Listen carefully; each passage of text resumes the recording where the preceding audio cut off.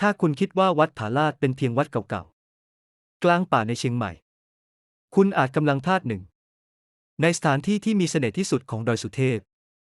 วันนี้ผมจะพาทุกคนไปรู้จักกับวัดผาลาดหรือวัดสกทาคามีวัดเก่าแก่ที่ซ่อนตัวอยู่ท่ามกลางผืนป่าบนเส้นทางขึ้นดอยสุเทพจังหวัดเชียงใหม่ทันทีที่เดินเข้ามาสิ่งแรกที่สัมผัสได้อาจไม่ใช่ความยิ่งใหญ่เหมือนวัดดังหลายแห่งแต่คือความสงบเสียงน้ำจากลำธารเสียงลมที่พัดผ่านต้นไม้และเสียงธรรมชาติรอบตัวทำให้รู้สึกเหมือนเรากำลังหลุดออกจากความวุ่นวายของเมืองเชียงใหม่ไปอีกโลกหนึ่งและนี่เองคือเสน่ห์ของวัดผาลาดเล่าเรื่อง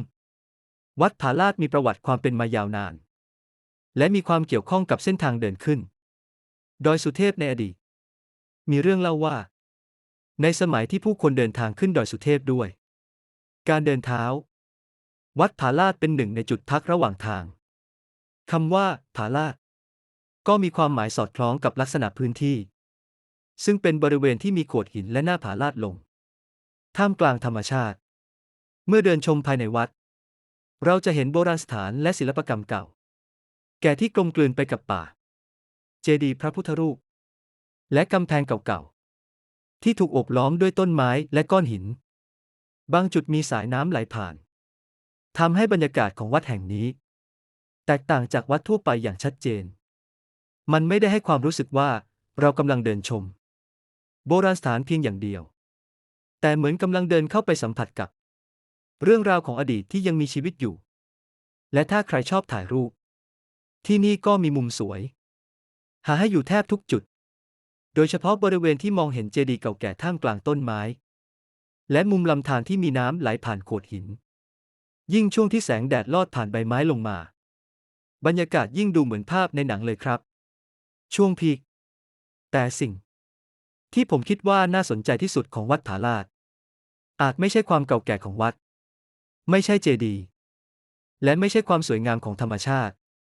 แต่คือความรู้สึกที่เราได้รับเมื่อมายืนอยู่ตรงนี้เพราะในขณะที่ด้านล่างของดอยสุเทพเต็มไปด้วยผู้คนและความวุ่นวายที่นี่กลับเงียบสงบอย่างไม่น่าเชื่อเหมือนธรรมชาติกำลังบอกให้เราค่อยๆเดินค่อยๆมองและค่อยๆฟังเสียงรอบตัวบางครั้งสถานที่ที่น่าจดจำที่สุดอาจไม่ใช่สถานที่ที่ใหญ่ที่สุดหรือโด่งดังที่สุดแต่เป็นสถานที่ที่ทำให้เรา